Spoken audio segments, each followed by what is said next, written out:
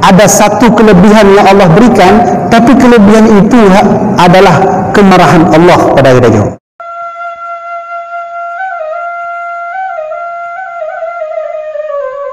Ada satu kelebihan yang Allah berikan, tapi kelebihan itu adalah kemarahan Allah pada kita.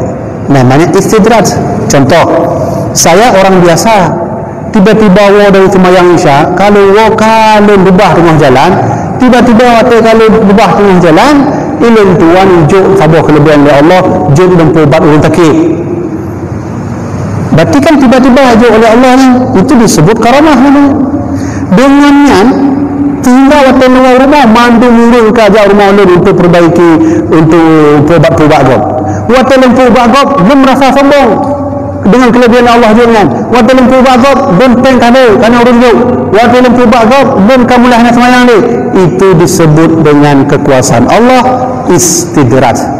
Allah sengaja berikan itu untuk semakin Allah beri kepadanya. Tapi nasabah itu kekeramahan atau kelebihan disebut karamah. Karamahnya para wali, maunah pada orang soleh yang beribadah kepada Allah. Mukjizat adalah para nabi. Pertanyaannya, apakah sesuai dengan Quran hadis? Tentu sesuai dengan Quran hadis. Oh, tak sesuai tentu.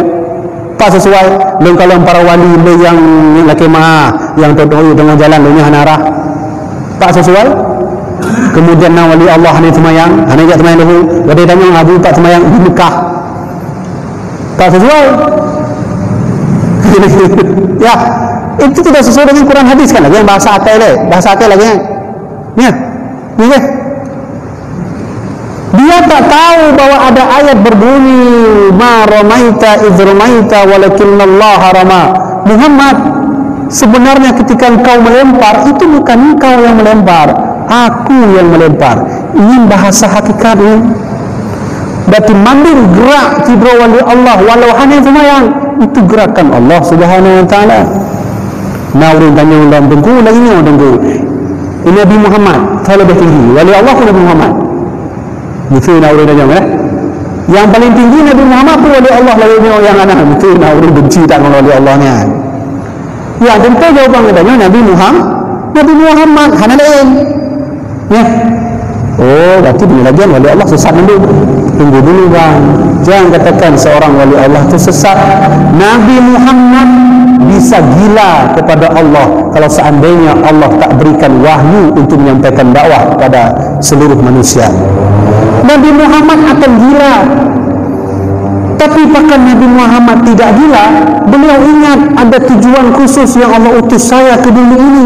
Apa itu? Menyampaikan wahyu. Seandainya Nabi Muhammad hanya diutus sebagai Nabi menyampaikan wahyu, dia akan gila kepada Allah, gila mencintainya. Hana patih dulu, hana patih kisah Nabi Khidir kan? Nabi Khidir orang Pengau kan? Nabi Khidir orang Pengau ayah kan? Oh, tengku bakal Pengau. Pekan hantu nama beliau ipah ni kan? Ijak dengan jalan ni coknya ha? Cok Nabi Musa bakal nanya gini. Nabi Musa protes. Nabi Musa itu orang syariat, Nabi Khidir orang hakikat.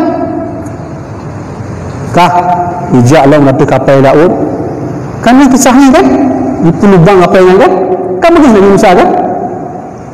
Nabi Khidir itu kan? Nabi Musa ada pun tak pohon ni kau. Ini hanya kan itu kapal kau. Itu orang gila. Kenapa Nabi Khidir bisa gila? Dia tak diberi wahyu oleh Allah untuk menyampaikan kepada yang lain. Seandainya Nabi Muhammad begitu, beliau akan gila juga mencintai Allah Subhanahu wa taala seperti mana para wali Allah. Ya, yang kabeh ini kaji udah pembahasannya. Jadi ini akan alih kan? Ini akan berayah kan? Nah, jadi ayah dan tuan hormatinya katup pembahasannya. Demikianlah dapat yang tuan sampaikan.